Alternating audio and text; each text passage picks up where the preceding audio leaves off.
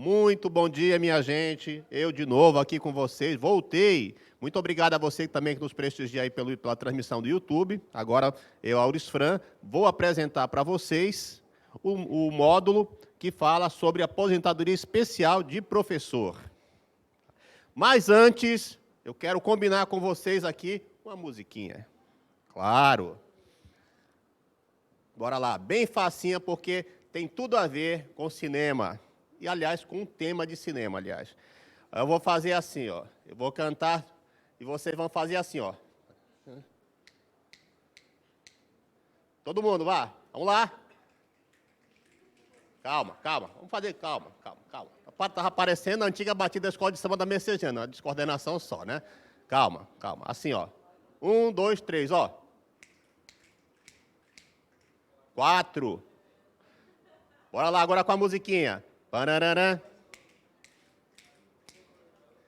Parararã.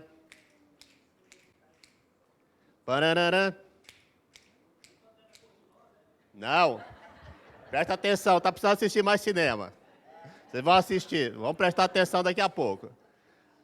A Pantera Cor-de-Rosa é... Param, param, param, param, param, param, param, param, pararararã.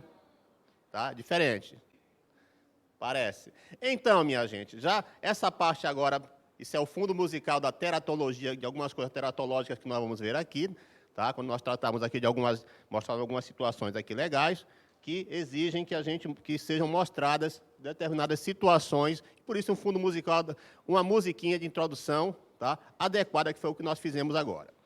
Então, vejam só, a aposentadoria no cargo de professor ou professora tem fundamento no artigo 6º, incisos de 1 a 4 da Emenda Constitucional 41 de 2003, tá? Porque essa emenda alterou as regras de aposentadoria do servidor público contidas na Constituição Federal. E trouxe o quê? Redução especial de 5 anos de contribuição e de idade, previsto no artigo 40, parágrafo 5º, tá? Da carta com a redação dada pela Emenda Constitucional número 103, gente. Tá? Ora de novo aí a Emenda Constitucional 103, aí atuando na nossa vida. E aqui fala uma coisa, então eu trouxe aqui a redação do artigo do artigo 6º da Emenda 41, porque essa parte final aqui é muito interessante, tá? Vejam vocês aqui, olha aqui, que ela tem uma regrinha aqui na parte final que diz, né, que o benefício de redução de tempo e idade para quem preencher os requisitos, aliás, só é aplicável a quem preencher determinados requisitos, tá? Que é o que está colocado aqui, ó. Ressalvado o direito de opção à aposentadoria pelas normas estabelecidas pelo artigo 40 da Constituição Federal ou pelas regras estabelecidas pelo artigo 2º desta emenda, o servidor da União, dos Estados, do Distrito Federal e dos municípios, incluídas suas autarquias e fundações que tenham ingressado no serviço público até a data de publicação desta emenda, já vamos falar sobre essa questão também, o doutor Agrinaldo aqui antecipou, e a gente vamos penetrar um pouco mais, tá? A educação desta emenda poderá aposentar-se com proventos integrais, que corresponderão à totalidade da remuneração, o doutor Aguinaldo esclareceu isso aqui por demais para nós, no cargo efetivo em que se dê aposentadoria, na forma da lei, quando observadas as reduções de idade e tempo de contribuição contidas no parágrafo 5º do artigo 40 da Constituição Federal, que vier a preencher cumulativamente as seguintes condições, gente. Agora é que o negócio pega. Olha só, a regra que o doutor Aguinaldo trouxe ainda há pouco para nós. 60 anos de idade, se homem, e 55 se mulher, 35 anos de contribuição, se homem, 30 se mulher, 20 anos no serviço público efetivo, 10 anos na carreira e 5 no cargo em que se der aposentadoria. E o parágrafo 5º do artigo 40, que diz: os ocupantes do cargo de professor terão idade mínima reduzida em 5 anos em relação às idades decorrentes da aplicação do disposto no inciso 3 do parágrafo 1º, desde que comprovem tempo de efetivo exercício das funções de magistério na educação infantil, no ensino fundamental e médio, fixado em lei complementar do respectivo ente federativo. Redação dada pela Emenda Constitucional 103, de novo, a 103. E aí vem uns desdobramentozinhos. Olha só. Lei Complementar 54, que já foi falado aqui anteriormente pelo doutor Agrinaldo, de 2001. Em 2001, ela já trazia a redação do artigo 40, parágrafo 5º. Olha só. Artigo 27. A aposentadoria por tempo de contribuição ou voluntária, desde que cumprido o tempo mínimo de 10 anos de efetivo exercício no serviço público e 5 anos no cargo efetivo em que se dará a aposentadoria, será devida ao participante. Participante de onde? Do regime próprio, com proventos calculados na forma do artigo 64A e seus parágrafos desta lei complementar, tá? Da Lei 054. E aí o inciso 1º, inciso 1, aliás, ele nos diz uma coisa das mais interessantes. Aposentadoria por tempo de contribuição, aos 60 anos de idade, 35 de contribuição se homem, e 55 anos de idade, 30 de contribuição se mulher. Tranquilo. Aposentadoria por idade, aos 60 anos de idade se homem e 60 anos de idade se mulher, com proventos proporcionais ao tempo de contribuição. Aqui, a redação não foi atualizada. Eu procurei redação mais odierna e não encontrei. Por quê? Mais adiante a gente vai explicar. Olha só, a data de início da aposentadoria voluntária será fixada a partir da publicação do decreto de aposentadoria. A lei não foi atualizada, porque, na verdade, quem concede a aposentadoria é o IPER por meio de portaria. Publicaram no Diário Oficial. Então, tanto o IPER quanto o PRECEM. A aposentadoria ela se dá a partir da data da publicação da portaria do respectivo Diário Oficial. Tá? Aqui, vamos ler, está desatualizada. Funciona, troço? Cadê você?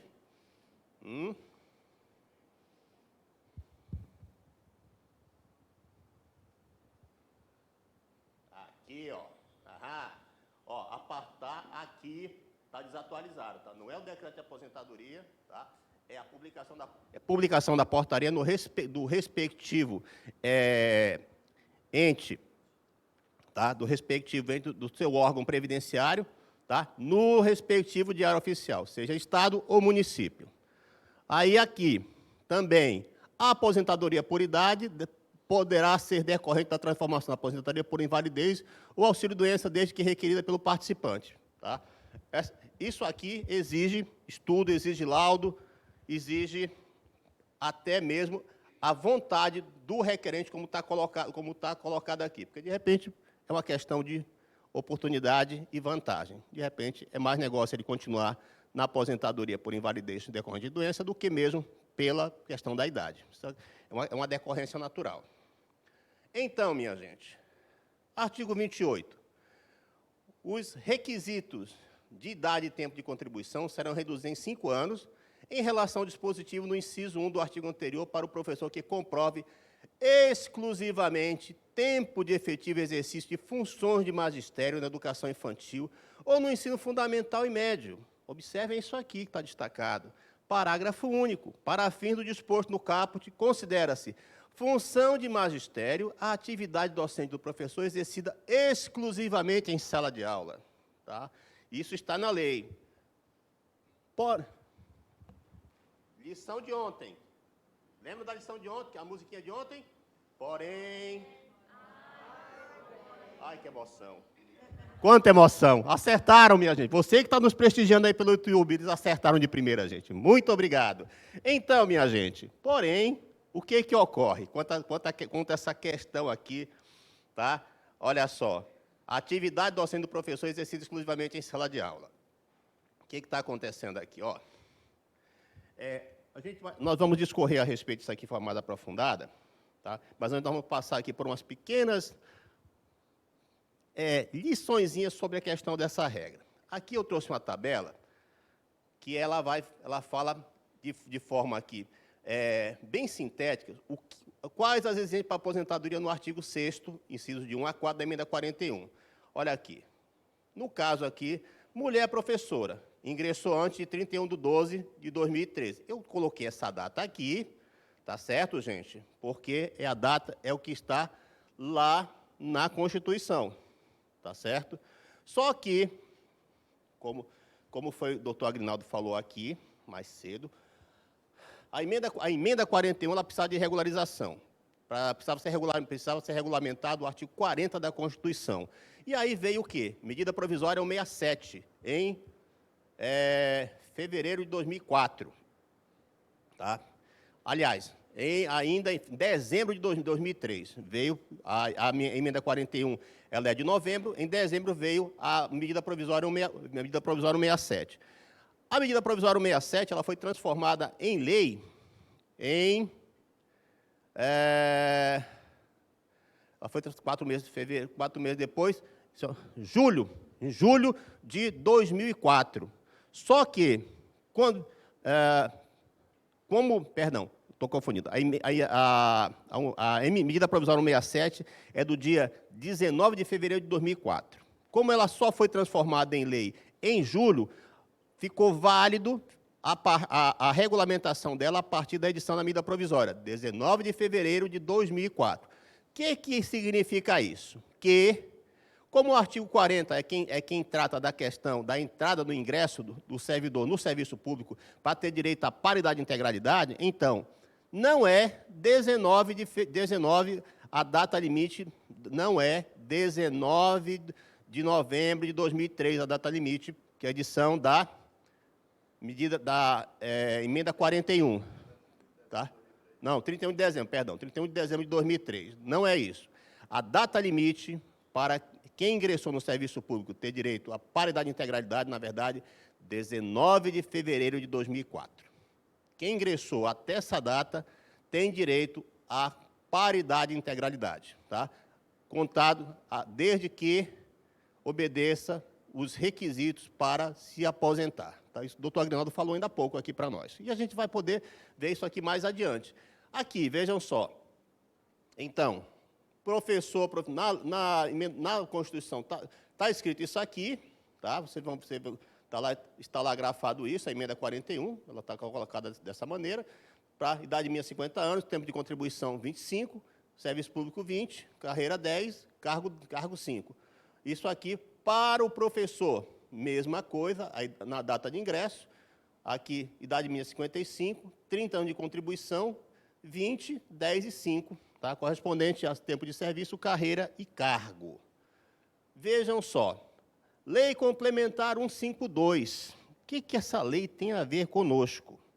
A Lei Complementar 152, ela é a lei da bengala, tá? É a lei da bengala. Por quê? No artigo 2º, ela diz o quê? Serão aposentados compulsoriamente com proventos proporcional ao tempo de contribuição aos 75 de idade. Quem? Servidores titulares dos cargos efetivos da União, do Estado, do Distrito Federal, dos municípios, inclusive suas autarquias, membros do Poder Judiciário, do Ministério Público, das defensorias e dos tribunais e conselhos de contas. Pronto. Aqui está o fundamento legal dos 75 anos de aposentadoria compulsória que o doutor Aguinaldo falou ainda há pouco. Tá? Eis aí, essa é a lei da bengala. Porque antes era qual era a idade anterior a essa lei? 70. Por isso que ele falou aqui, né, lembrou aqui do nosso conselheiro Reinaldo Neves, porque ele saiu, ele completou 70 anos, poucos meses da edição dessa lei. Senão ele ainda estaria aqui conosco. Tá? Mas ele está feliz aí dirigindo sua picape para cima e para baixo, pescando, e volta e meia ainda vai lá no tribunal para tomar café conosco. Tá? Mas segue a vida. Então, minha gente, quanto à questão que nós abordamos ainda há pouco, eu já dei o spoiler para vocês, da docência, da docência no ensino, tá? Quanto à questão da atividade do professor exclusiva em sala de aula. O Supremo Tribunal Federal se debruçou sobre a matéria de forma exaustiva e, após reiteradas decisões, ele editou a súmula 726, que ela fala, mas ela não diz sim, ela fala de forma inversa, como na seguinte citação: para efeito de aposentadoria especial de professor, não se computa o tempo de serviço prestado fora da sala de aula.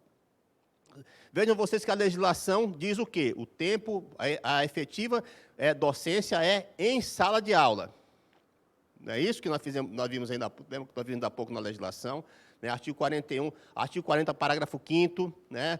A lei 054 também coloca dessa forma, e o Supremo colocou de forma inversa. Ele diz o quê? Fora de sala de aula, não é atividade de docência que possa permitir que a profissional de educação tenha direito à aposentadoria especial, né, previsto no artigo 40, parágrafo 5º da Constituição Federal. Tá? O tribunal mudou o sentido das palavras para dizer a mesma coisa. E aqui, vejam vocês, eu trouxe para vocês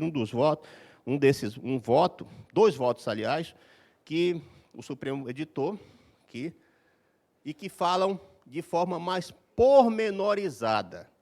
Chamo a atenção para vocês, para este trecho que está destacado aqui, ó, tá? Olha só.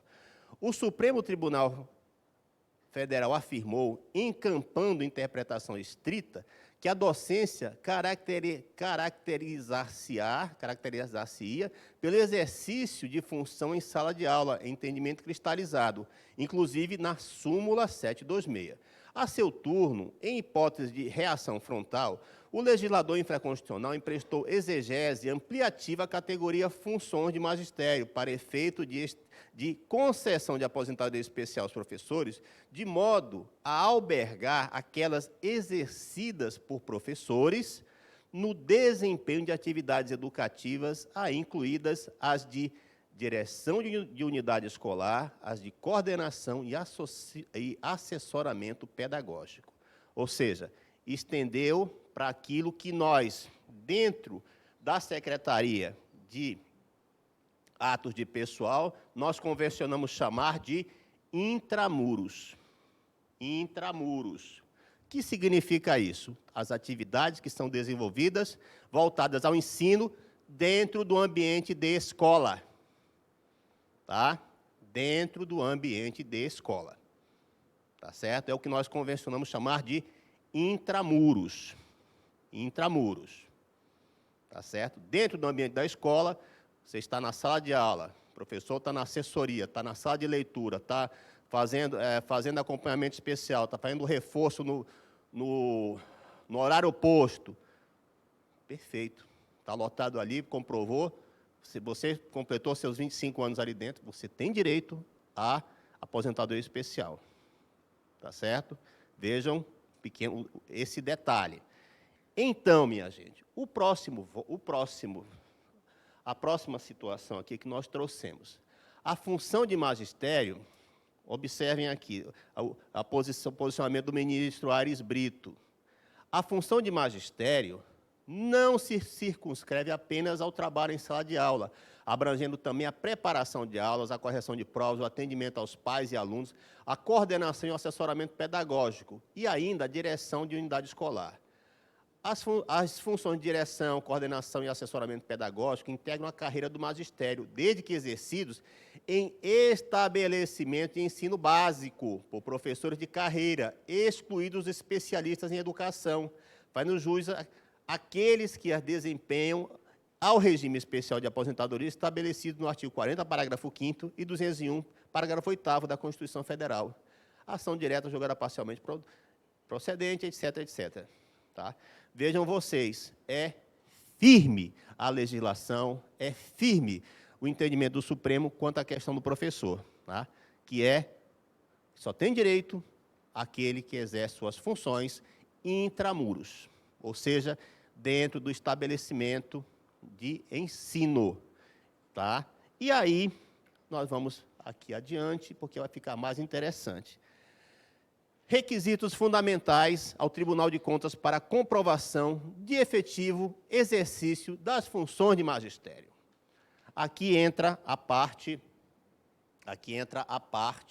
em que nós vestimos o traje de investigador e começamos a investigar as coisas. Tá? Vou contar para vocês ninguém vai ficar sem almoço, até porque vocês já almoçaram ali fora, né? Não tem nem perigo. Não é verdade? Então, aconteceu a seguinte situação.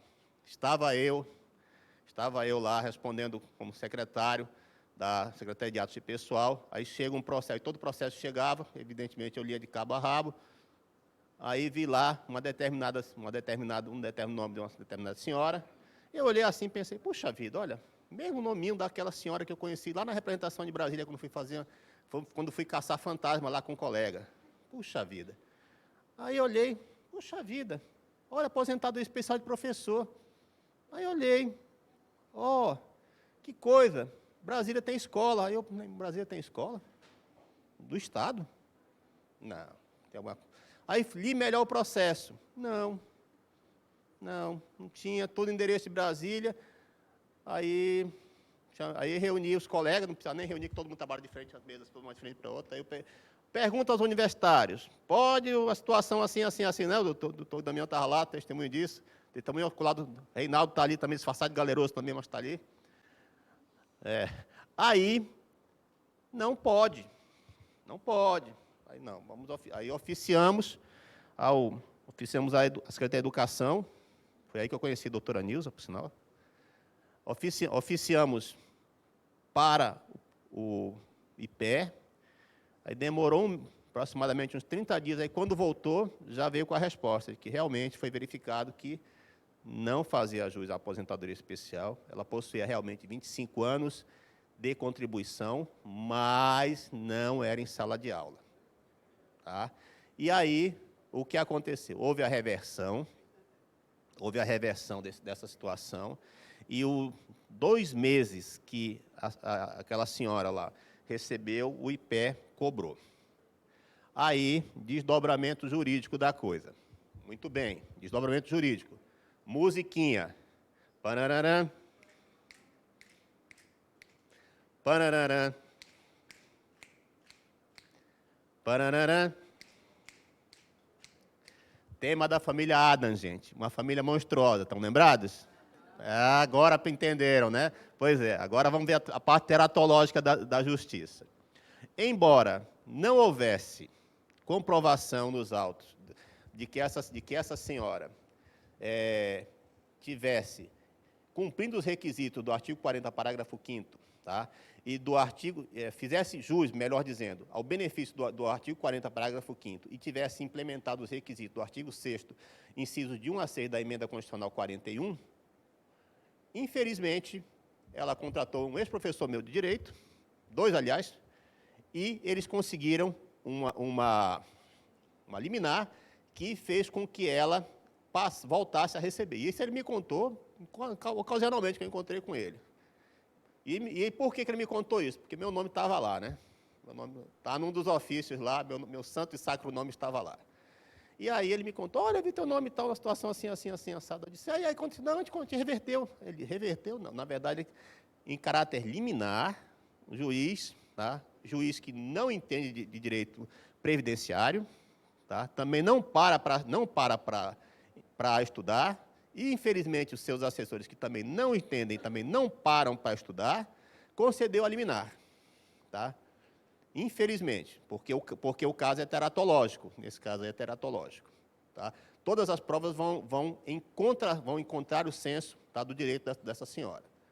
Tá certo? Ela não faz jus, em hipótese alguma, a esse benefício, porque no nosso entendimento, no meu entendimento particular, isso macula e ofende os professores que laboram todos os seus 25 anos em sala de aula, tá, com todas as dificuldades que a carreira impõe, inclusive condições, às vezes, muito, muito insalubres. Tá? Então, por isso, nós no Tribunal de Contas, nós fazemos questão de que haja a comprovação. Tá? Lembram daquela figurinha lá do meio de prova? Nós exigimos meio de prova de lotação do professor em sala de aula. Tá? Em sala de aula ou intramuros. Tá? Que ele possa ser demonstrado que ele estava lotado na escola. Se ele estava lotado na escola, ele estava fazendo alguma coisa ligada o ensino fundamental, básico ou médio, por certo. Tá certo? Então, nós exigimos isso. E esse aí, minha gente, é um dos requisitos fundamentais que o Tribunal de Contas exige. Como eu falei aqui, ó, meios de comprovação, tá, da respectiva lotação em estabelecimento de educação infantil ou de ensino médio, ou de ensino de educação infantil ou de ensino fundamental e médio, minha gente. Tá? Nós exigimos isso.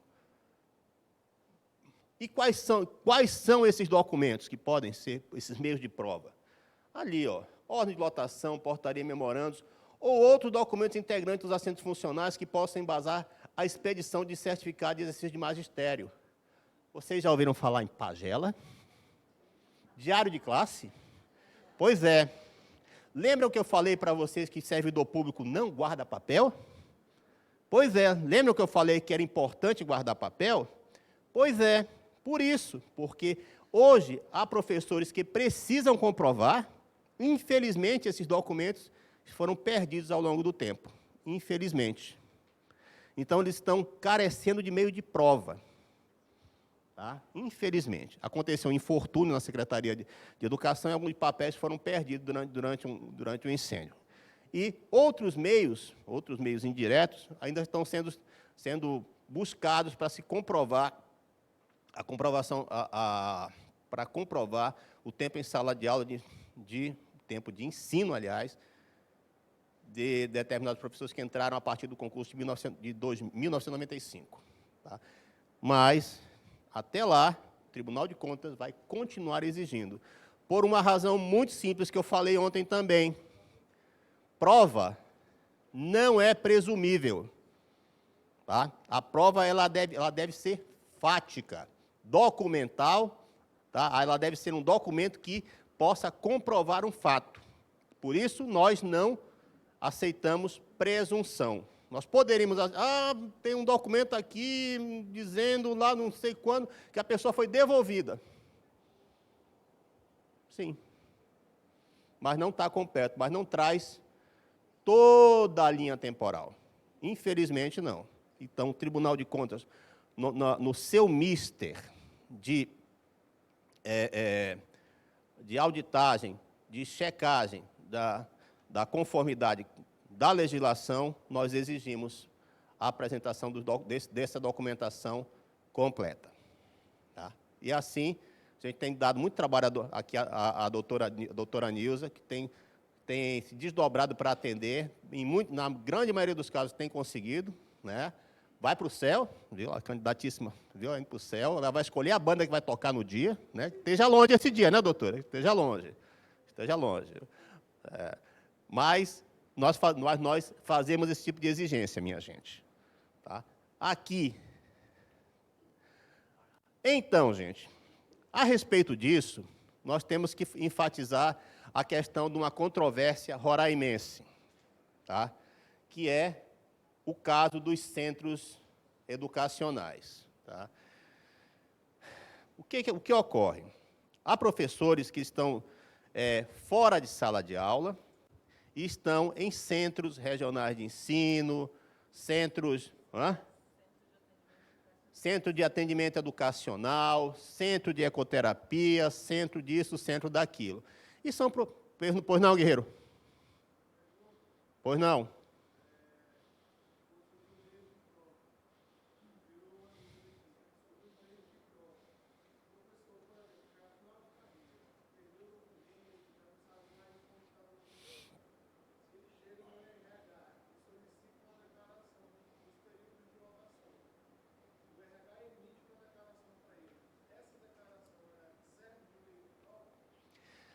Tribunal de Contas, Secretaria de Atos de Pessoal. Qual é a nossa lógica? A declaração ela é válida desde que ela tenha anexado os documentos que embasaram as informações nela contidas. Exatamente, é meio de prova. Tá certo? Isso aqui é uma lógica sistemática que nós já acordamos aqui no caso, aqui com a Secretaria de Educação, a doutora Nilza já vem trabalhando conosco. Tá?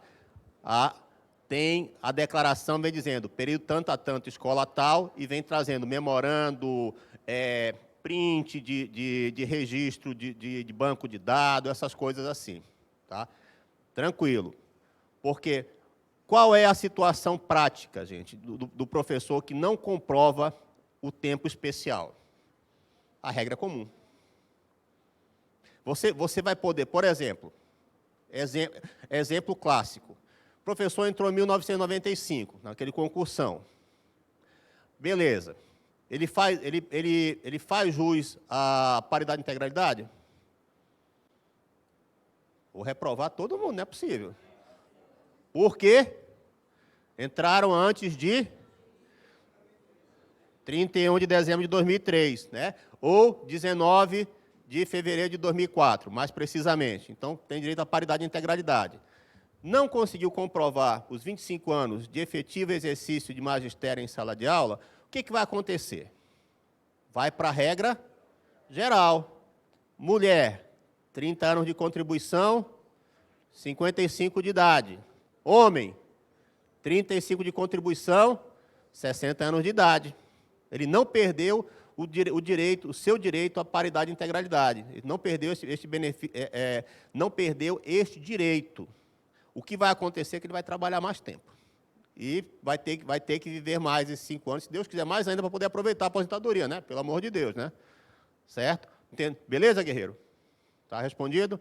Tá certo, minha gente? Então, vejam vocês. É muito simples, mas não é. Tudo bem? Então, vamos em frente. Então, o caso dos centros educacionais, minha gente. Há professores que estão lotados nos centros educacionais e que têm a... Vou usar o adjetivo correto aqui. E que têm a esperança que esse tempo em que eles estão lotados lá lhes sirva para comprovar o tempo suficiente para atender os requisitos, tá, da emenda 41, artigo 6º, inciso de 1 a 6, com o benefício do artigo 40, parágrafo 5º da Constituição Federal, ou seja, a redução de 5 anos em tempo de contribuição e idade. Todavia, pelo fundamento que eu acabei de trazer para vocês aqui, na legislação e a solidez das decisões do Supremo e da própria súmula 726, o Tribunal de Contas do Estado, a secretária, por meio da sua Secretaria de Atos de Pessoal e dos seus técnicos, não podem aceitar isso, porque está em desconformidade com o que a legislação traz. Tá? E como o Tribunal de Contas, como órgão de auditagem, ele trabalha com conformidade, é basicamente aquele personagem do Paulo Silvino, cara crachá, cara crachá, cara crachá, ou seja, a lei diz isso aqui, literalmente nós trabalhamos com aquele tripé jurídico, fato, o valor e a norma, literalmente. Nós não trabalhamos de outra maneira. Por isso que eu digo que nós não fazemos presunção de prova. A prova ela tem que ser documental e objetiva. E por isso mesmo que, por ela ser documental e objetiva, nós, infelizmente, não aceitamos, para fim de comprovação nessa situação específica do professor, declaração de diretor, de professor, essas coisas. Tá? Não aceitamos. Eu trabalhei com fulano e tal na época de tanto a tanto. Infelizmente, não é considerado meio de prova. Para nós, não. Infelizmente, não. Porque presunção de veracidade é um instituto da seara do judiciário. Tá? O Tribunal de Contas ele é um órgão administrativo e não nos compete fazer julgamento em cima de presunção. Tá, gente? Isso é uma questão prática que eu faço questão de esclarecer a vocês. Tá? Nós não fazemos em cima de presunção. Tá? Mas o professor se sentiu prejudicado. Perfeitamente. Nenhuma questão poderá ser afastada da apreciação do judiciário. Isso está na Constituição Federal do Brasil. Então, o professor que se sentir prejudicado, ele deve recorrer ao judiciário, levando os seus meios de prova, tá? Todos eles aceitos em juízo, e assim pleitear as suas razões. E, em lhe sendo favorável, obedecer-se-á a sentença. Beleza? Ok, minha gente? Positivo. A situação é essa. É um papo muito reto. Tá? Pois não, meu bem.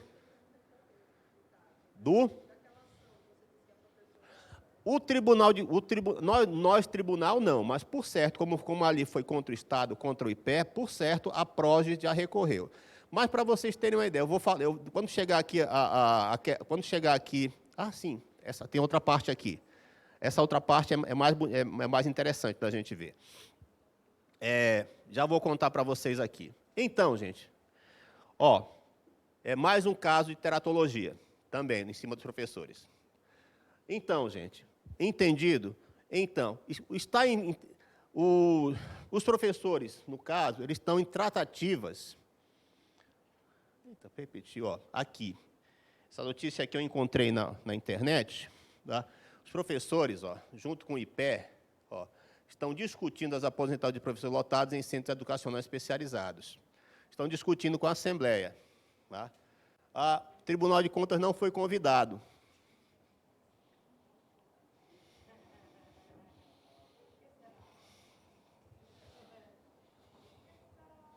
Por que será, né? Por que será? Mas nós não somos tão mal quanto parecemos, gente. Na verdade, não. O Tribunal de Contas acaba sendo um órgão fiscalizador que ele presta um serviço de assessoria, assessoramento aos nossos jurisdicionados de forma gratuita, tá? Com técnicos muito especializados e muito esforçados, que estudam pra caramba para poder escrever as coisas que nós escrevemos. Tá? Por sinal, saem trabalhos maravilhosos todos os dias. Pois não, doutora? Por favor. Acho que é bom esclarecer, até porque está sendo transmitido aí pelo YouTube, mas que, a princípio, o TCE foi convidado, né? Inclusive, nós tivemos... o TCE nos convidou no primeiro momento e, posteriormente, também foi convidado o TCE para uma reunião na Assembleia. Aí, esse entendimento, essa negociação, posteriormente, é que o TCE ficou de fora. Só para esclarecer. Vou colocar aqui o Damião, que estava presente. Olá, pessoal. Só ratificando o que a doutora Nilza afirmou há pouco, realmente essa reunião ocorreu, nós fomos convidados, participamos, eu e o presidente do tribunal, para discutir a questão da lotação dos professores dos centros educacionais, se realmente eles fariam jus ou não à aposentadoria especial. E, na oportunidade, a gente relatou toda a situação que estava acontecendo e nos colocamos o seguinte, a nossa posição foi o seguinte, olha, para nós, o que importa é o seguinte, são as atividades de docência, independentemente de onde elas estejam sendo realizadas. Se realmente o professor ele está efetivamente por meio do ensino regular, prestando, vamos supor, o magistério na educação infantil, fundamental e médio, ok, realmente é possível, sim. Ocorre que não é a situação que acontece nos centros, como bem relatado aqui pelo nosso colega Luiz Fran, e conversando também com a Nilson ontem, depois do expediente, as atividades desses centros, eles não se configuram, não se encaixam dentro do que prescreve, o que preconiza o parágrafo 5º do artigo 40 da Constituição Federal. Então, a gente considera uma forçação de barra querer enquadrar esses profissionais para efeito da aposentadoria especial. E foi nessa a nossa posição lá, de forma muito clara. Ocorre que, ao final do encontro, o presidente da Assembleia disse o seguinte, olha, vamos constituir uma comissão, né, integrando a educação, a SEGAD, vários órgãos, os sindicatos, os representantes dos professores, menos o Tribunal de Contas. Por quê? Realmente lamentável. E eu digo mais, ontem, novamente falando sobre a questão de tema da educação, mais especificamente com relação à GIDE, nós tomamos conhecimento de 6091, medida cautelar, na qual o Supremo Tribunal Federal se pronunciou sobre a questão da GIDE. Por que eu estou trazendo isso? Porque o Supremo analisou e declarou inconstitucionais dispositivos da lei que concede a GIDE, a última, de 2016, a 1030, de 2016. Então, veja, esse é um precedente que é interessante, por quê? Porque, ao não convidar o Tribunal de Contas, o que provavelmente vai acontecer? Vai ser editada essa lei, enquadrando esses profissionais, esses professores que laboram nos centros educacionais, para efeito de obtenção da aposentadoria especial.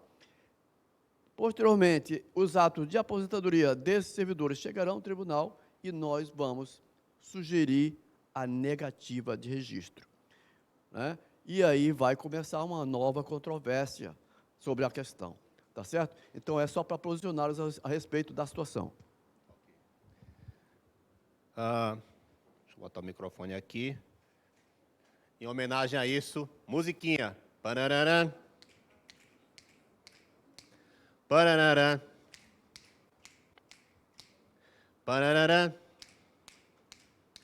Teratologia pura, minha gente, viu? Isso é pura teratologia legislativa, o que o Damião acabou de dizer, tá? Porque teratologia, porque são legislações absolutamente monstruosas que são editadas apenas para atender determinado momento político e que lá na frente a princípio se constituem em aparente benefício aos interessados, mas que no decorrer do tempo vão se constituir efetivamente em um malefício, porque aquela legislação será desconstituída e a pessoa poderá, inclusive, ter que devolver os valores aferidos. Essa é a parte chata.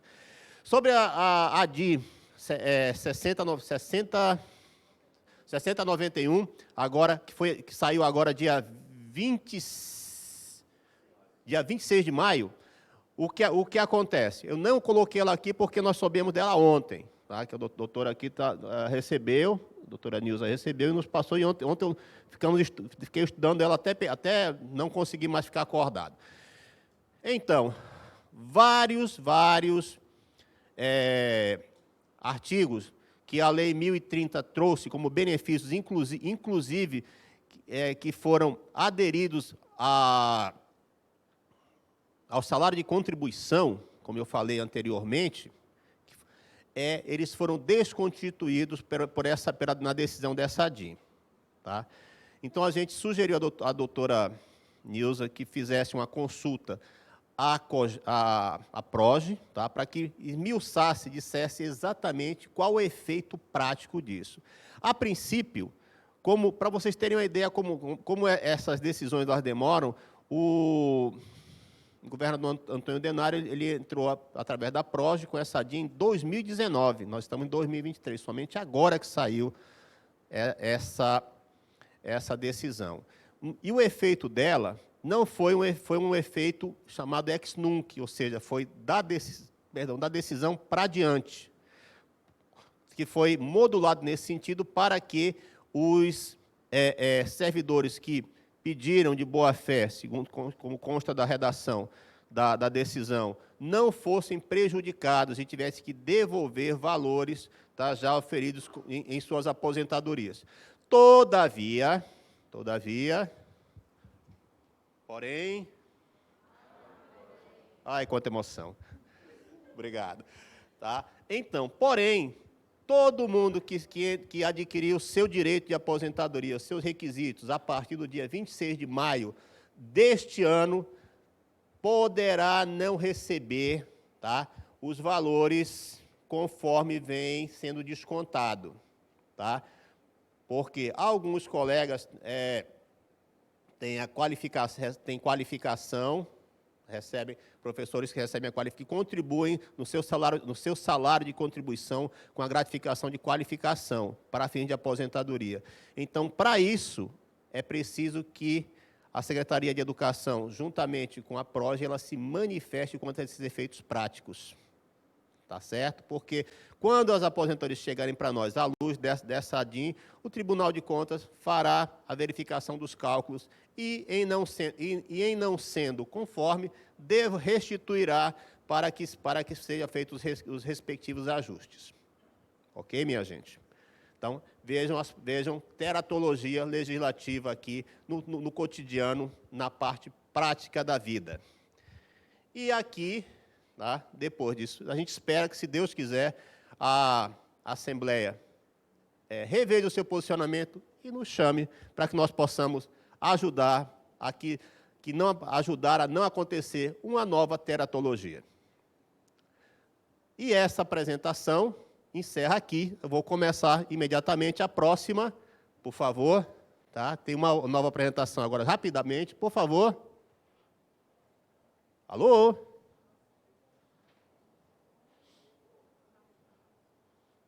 Próximo, meu bem.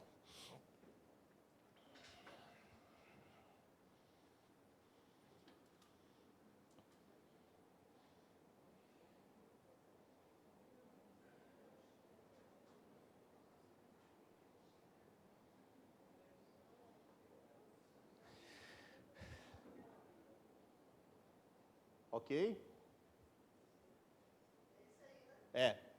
Exatamente. Pronto, minha gente.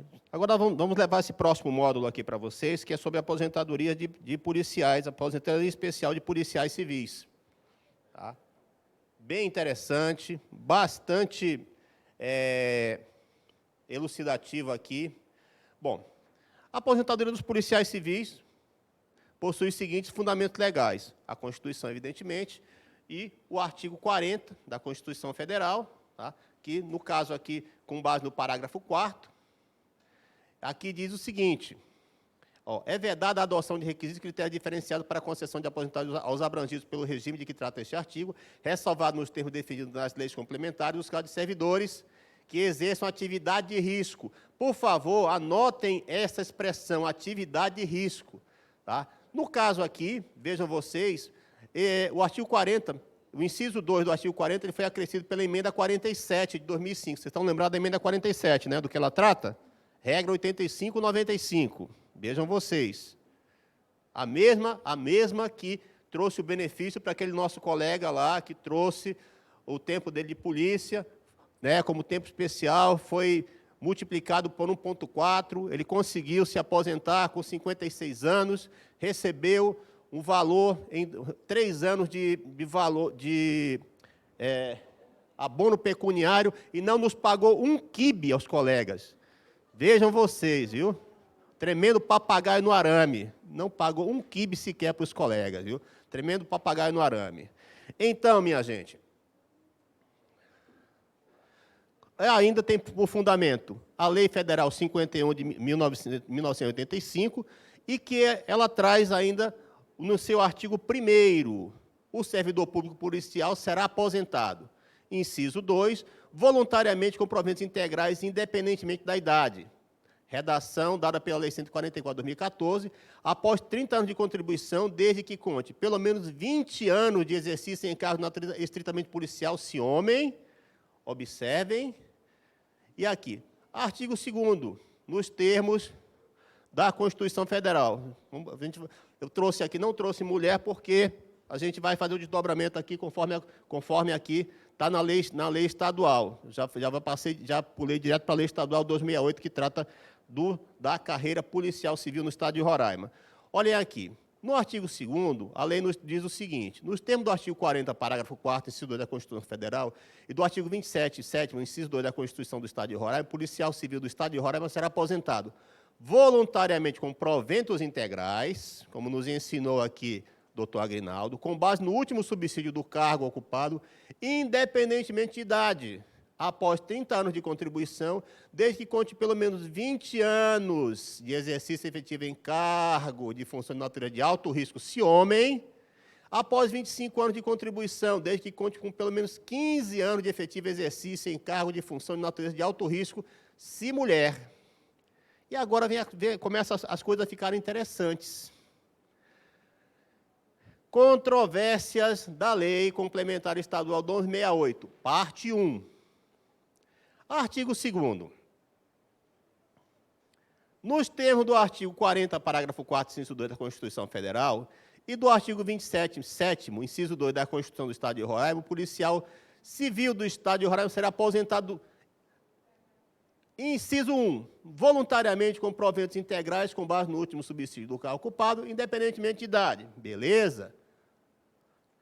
Aí vem o parágrafo 2º, que diz o seguinte, olha só.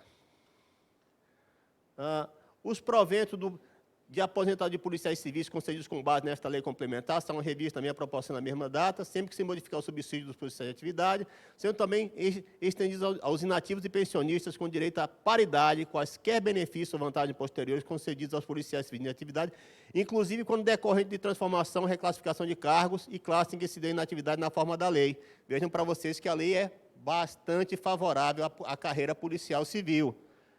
Tá?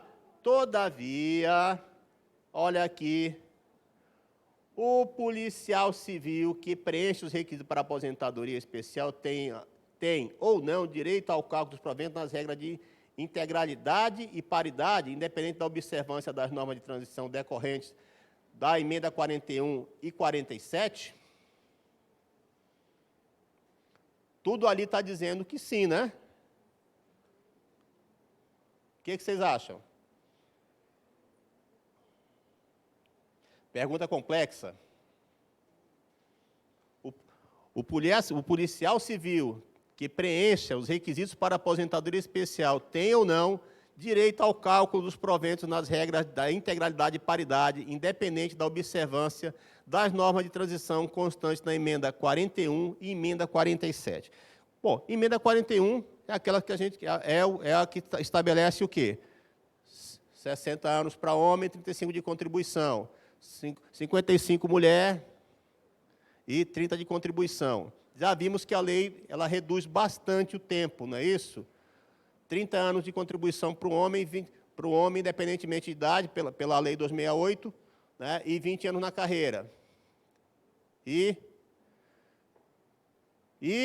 mulher, 15 anos na carreira e 25 de contribuição, como todo. E aí onde a coisa começa aparecer uma determinada situação aqui, olha. Ó, controvérsia da lei. Regra de transição da emenda 41. Aqui nós já colocamos isso aqui antes, trouxemos do professor. Tá? E aqui também, olha a coisinha, paridade e integralidade para ingresso até 19 de fevereiro de 2004, aqui está 2003, tá? Da publicação da emenda 41. E a MP estendeu o prazo até 19 de fevereiro, tá? De 2004, quando a gente colocou, aliás, ali a primeira informação eu errei, tá? Aqui até 31 de 12 de 2003, e aqui é o prazo certo para quem ingressou na carreira de Estado até 19 de fevereiro de 2004 para ter direito à paridade e integralidade. Então, minha gente, regra de transição da emenda 47. Ó, aplicável ao servidor titular de cargos efetivo da União, do Estado, do Distrito Federal, incluindo as suas autarquias e fundações, que têm ingressado no serviço público até 16 de fevereiro de 98. É a regra 8595 para aposentadorias em paridade e integralidade. Tá? E eu trouxe aqui essa decisão que foi relatada pelo ministro Edson Fachin, que ela traz uma coisa das mais interessantes. No tribunal, nós fazíamos o debate, o doutor Agrinaldo pincelou isso aqui rapidamente mais cedo, sobre a questão da paridade e integralidade aos policiais. Tá? Por conta de quê? Qual o tempo efetivo de ingresso na carreira? Se contava do momento do ingresso na academia de polícia, nós fazíamos esse debate, né, doutor? Nós fazíamos esse debate. Contava, não contava, porque o IPE reconheceu a contribuição dos alunos da academia de polícia como de ingresso. E o IPE conta, porque no artigo 2º da lei 268, lá diz que o policial ingressou na carreira a partir da academia de polícia. Tá? Então, o IPE, seguindo a lei, como o doutor Damião, na explanação do doutor Damião, ele colocou isso aí, que não há nenhum questionamento quaisquer a respeito da constitucionalidade desse artigo da Lei 268, então o IPE segue a lei e diz que quem entrou na academia de polícia em fevereiro de 2004 tem direito à paridade de integralidade, tá? No caso policial civil. Então, como que do nada, uma coisa nenhuma, o Supremo Tribunal Federal, em julgamento do dia 11 de novembro de 2020, o ministro Edson Fachin, ele fez um voto vencedor que trouxe a seguinte informação, tá? Que esse aqui sim, é de Rondônia. E aí o que aconteceu? A lei de Rondônia, dos policiais civis, é muito semelhante à lei de Roraima, a 268. E nesse voto, a parte que está destacada aqui fala exatamente o seguinte, ó, declarar a inconstitucionalidade do parágrafo 2º do artigo 45 e parágrafo 1º, 4º e 5º e 6º do artigo 91A da Lei Complementar 432 de 2008, na redação que lhe conferiu a Lei Complementar 672 de 2012, nos termos do voto do relator, vencidos os ministros Alexandre de Moraes, Marco Aurélio e tal, que divergiram e tal. Essa lei, nós passamos a entender que ela desconstituiu os mesmos artigos que se tratavam dessa questão, que tratavam da questão da entrada no serviço público e do direito à paridade de integralidade, tá, que a Lei 268 do Estado de Roraima trazia. Então, entendimento. Só que, poucos dias após, o Supremo Tribunal Federal, embora tenha sido essa decisão um pouco mais antiga, mas ela só foi publicada praticamente concomitante a esta outra aqui, ó. E agora? Porém. Isso. Que bom. Estou emocionado. Então, minha gente, olha só. Em 13/10, tá, de 2020, aconteceu o seguinte. O Supremo Tribunal Federal julgou uma ação do Rio Grande do Sul e declarou a seguinte situação. Tá? Praticamente as duas são do mesmo tempo, são muito próximas, a expedição desses acordos, a publicação são muito próximas, porque acontece o seguinte, o julgamento acontece, tá, no rito do Supremo Tribunal, acontece assim, julga-se lá atrás, mas aí passa o prazo, publicação de ato e tal, o acordo só vai sair 6 meses depois, às vezes até mais. E foi o que aconteceu aqui. A decisão anterior, embora seja um pouco mais antiga, mas ela só foi sair após essa aqui, em decisões separadas. Vejam, em situações separadas. E o que essa decisão aqui de 13 de outubro de 2020 ela traz? Vejam a parte ali que está em verde. Olha. Reconhecendo a possibilidade, vamos ler do começo que é melhor, vistos, relatados e discutidos estes autos, os ministros do Supremo Tribunal Federal, em sessão virtual do plenário, sob a presidência do senhor ministro Luiz Fux, em conformidade com a certidão de julgamento, por maioria, acordam em julgar improcedente o pedido formulado na ação direta, reconhecendo a possibilidade dos estados e o distrito, no exercício de sua competência legislativa, concorrente, artigo 24, inciso 12 da Constituição Federal, disciplinarem sobre a aposentadoria especial de seus respectivos servidores, inclusive no tocante à identificação das categorias funcionais sujeitas às condições especiais de trabalho, referido no artigo 40, parágrafo 4º, que é policial, força de segurança. Tá? Nos termos do voto do ministro Alexandre de Moraes, relator para o acórdão, vencidos ministros, etc., etc. E aí o que acontece? O que essa decisão trouxe na prática para a questão dos policiais civis dos estados reconheceu que todo policial tem direito à paridade e integralidade. Policial civil tem direito à paridade e integralidade. Tá? Na prática, foi isso. Quando você vai ver os votos, ou seja, quem entra na carreira, independentemente da data, passa a ter direito à paridade e integralidade. Isso até a próxima decisão, pelo jeito. Independente da idade. Desde que ele siga, ele cumpra os requisitos de tempo e idade que a lei, no caso, a lei estadual, traz, ele tem direito à paridade e integralidade. Mas calma, gente, não acabou. Calma. Vem a parte emocionante agora. Ó, controvérsias da Lei 268, parte 2. O artigo 1º da Lei 268 diz: para todos os efeitos legais, a atividade desempenhada por integrantes da carreira e da Polícia Civil é de alto risco. Alguém duvida disso? Ninguém, né? Ninguém duvida disso. Parágrafo 1º. O desempenho de atividades por integrantes dos cargos que acompanham as carreiras da Polícia Civil do Estado de Roraima em razão de cessão para o desempenho de cargos de direção, assessoramento, chefia, no âmbito de desdobramento da estrutura básica de segurança do Estado de Roraima, Academia de Polícia, Polícia Militar, Corpo de Bombeiros, Secretaria de Estado da Segurança e Cidadania, Defesa Civil e Departamento Estadual, é função de natureza de alto risco. Alguém duvida disso? Penso que não. Mas, olha só, artigo 2º, parágrafo 2º, melhor dizendo, da Lei 268.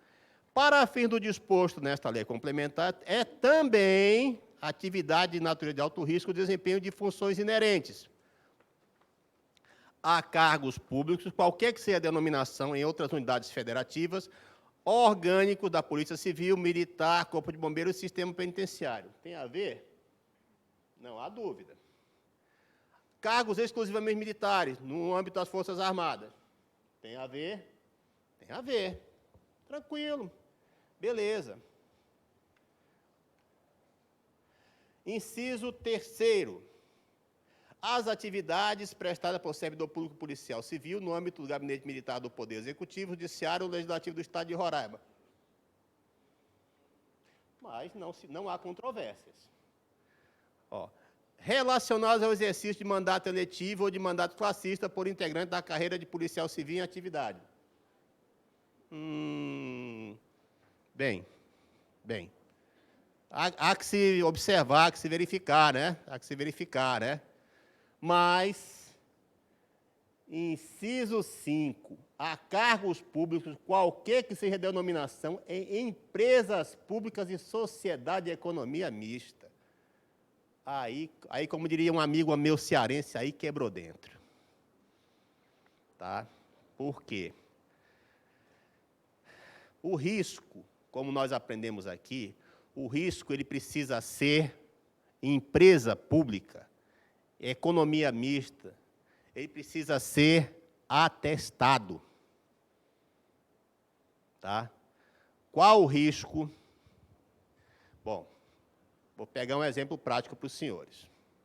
Eu falei ontem que neste andar, por ali assim era a minha mesa, eu trabalhava no RH do antigo Banco do Estado de Roraima.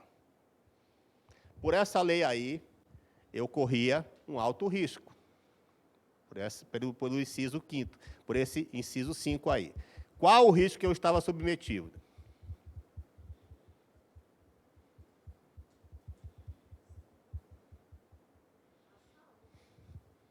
Mas o dinheiro ficava na agência. Era mais negócio para o ladrão ir na agência roubar. Né, Bentinha? A Bentinha trabalhava do lado na contabilidade. Qual era o risco que nós tínhamos lá? O presidente da época nos fazia uma raiva assim de morrer do coração. Podia ter esse risco, mas era baixo, né? Era baixinho, né? Pronto. Aí, musiquinha. Parararã. Parararã. Parararã. Teratologia, minha gente. Isso tem uma teratologia legislativa, pelo amor de Deus. Isso aqui parece até que foi colocado o DNA de alguma criatura ali. Sabe? Parece que o DNA está no meio das letras. Só pode ser. Porque não existe, por lógica, em decorrência da própria Constituição Federal, da Lei 5185, não há nada que possa fazer ligação, liame, qualquer ponte entre essa suposta atividade de risco que se tem em empresa pública, empresa de administração, empresa pública, tá, e sociedade de economia mista com alto risco. Tá? Não tem essa ligação que possa ligar com alto risco da atividade policial.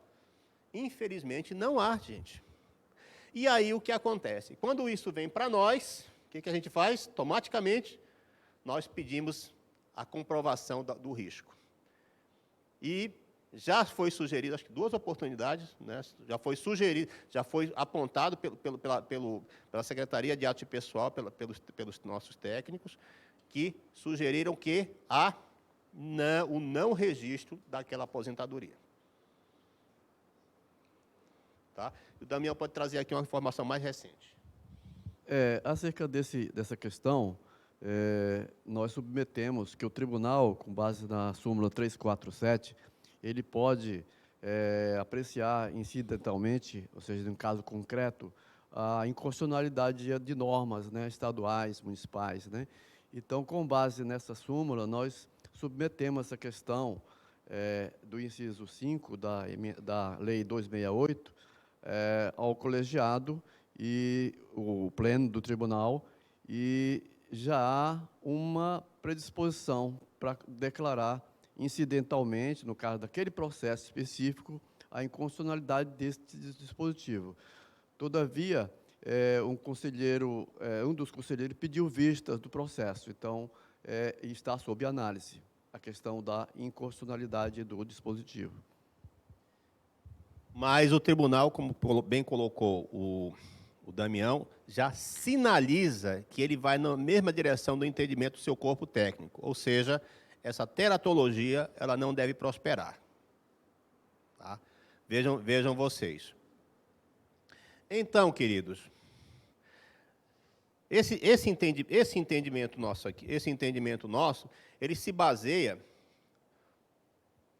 na seguinte situação. Porque o inciso 5 contém uma imprecisão legislativa absurda. Porque, como nós colocamos aqui na nossa apresentação anterior, empresas públicas e sociedade de economia mista possuem... Olha, eu vou voltar aqui para a gente poder fazer. Olha aqui, cargo público, qualquer que seja a denominação, em empresas públicas e sociedade de economia mista. Primeira imprecisão legislativa, cargo público, de empresa pública e sociedade de economia mista. E a gente esclarece por quê. Empresas públicas e sociedade de economia mista possuem empregados públicos, que ocupam empregos públicos e não cargos públicos. Em empresas públicas e sociedade de economia mista, o risco deve ser aferido por meio de laudo técnico das condições de ambiente de trabalho, LTCAT, que indicará onde e quais são os riscos dos locais de trabalho e como deve se proceder para minorá-los. Tá? Aquilo que eu falei, meio de prova, anteriormente. A lei está exigindo algum meio de prova? Não, não exige. Tá? Não prevê isso. Tá? Simplesmente esclarece lá. Então, qual risco tem a pessoa que trabalha, por exemplo, na portaria da Codesaima e um que trabalha lá na tesouraria da Codesaima? Nem tem mais, por sinal. Qual é o risco? Tem algum risco? É possível, mas como você vai aferir um e outro? Você tem que fazer a leitura, né, a investigação devida de cada situação no seu respectivo ambiente de trabalho. Né? Isso tem que ser documentado por profissional competente, como nós já esclarecemos aqui. Então, vejam vocês. Mais imprecisões. o risco e o alto risco são inerentes ao trabalho policial e a uma pequena gama de profissões, como nós falamos aqui anteriormente. As pessoas eletricitários, pessoal que trabalha com linha viva, o risco é enorme.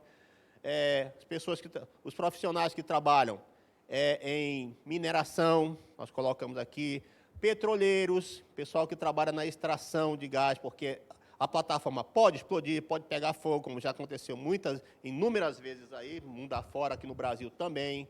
Tá? Pessoal que faz extração de petróleo e gás em alto mar, alto risco também. Esses aí até pode ser reconhecido. Mas não para fins da carreira policial. São para fins de obtenção de aposentadoria especial nas suas próprias categorias, segundo a legislação competente. Tá? E todos os empregados públicos estão sujeitos aos mesmos riscos? Como nós já colocamos aqui, não. É preciso identificar e quantificar quais são esses riscos. Logo, essa teratologia, essa imprecisão legislativa contida na Lei 268, nós não deixamos prosperar no Tribunal de Contas. Tá, minha gente? E outra coisa, não é um caso ou dois. Nós temos já catalogados vários casos, né, Damião? Vários casos que estão indo a julgamento paulatinamente. Queridos, mas em toda essa aridez, né, há uma esperança, há uma ponta de esperança, tá? Sempre podem florescer alguma coisa em terreno ruim, fértil, flores no asfalto também, e tem uma notícia muito boa para os policiais, vão comemorar por demais. Em 2024, todos os policiais civis do Estado de Roraima, em atividade, terão completado 20 anos de serviço. Aí falta só completar 30 para os homens, né, de contribuição, e 25 para as mulheres. E pronto. Aí todo mundo pode se aposentar, por conta da decisão do Supremo, com paridade e integralidade.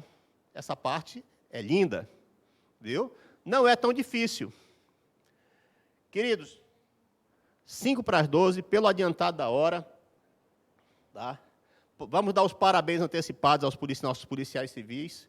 Eu tive a honra de estar lá participando também, no primeiro concurso. E, em cima disso, eu posso dizer para vocês, muito obrigado pelas suas presenças, muito obrigado por vocês terem nos acompanhado até aqui. Muito obrigado por você que está no YouTube também nos assistindo, obrigado pelo prestígio da sua audiência. A todos vocês que estão ainda aqui conosco, eu agradeço por vocês que nos acompanharam nesta manhã.